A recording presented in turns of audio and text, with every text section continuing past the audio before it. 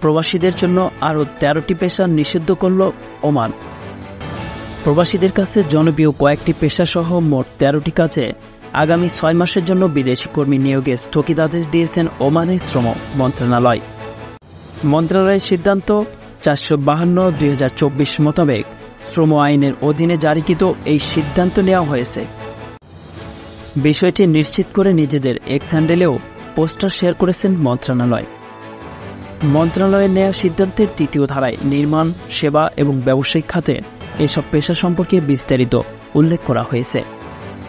যেসব পেশায় আগামী 6 মাস আর প্রবাসীদের নিয়োগ করা যাবে না তার মধ্যেও আছে নির্মাণকর্মী, ক্লিনার, লোডার বা আনলোডার, ব্রিকলেয়ার্স, স্টিল ফিক্সার্স, পুরুষ বা মহিলাদের পোশাকের দর্জি, ইলেকট্রিশিয়ান, ওয়েটার, পেইন্টার, শেফ এবং নাপিতের কাজ।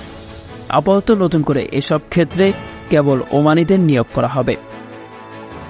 ওমানে নিজেদের ভবিষ্যৎ নিয়ে যখন প্রবাসীরা বিভিন্ন রকমের উদ্বেগ উৎকণ্ঠার মধ্যে আছেন, তখন জনপ্রিয় এসব খাতে কর্মী নিয়োগ বন্ধের ঘোষণায় মরার উপর খাড়াগা হিসেবেই দেখা হচ্ছে।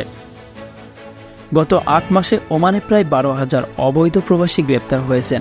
তাদের মতো 9,500-এরও বেশি প্রবাসীর ভিসা বাতিল করা হয়। সংবাদের এ পর্যন্তই। পরবর্তী নিউজ আপডেট পেতে আমাদের সাথেই থাকুন। ধন্যবাদ।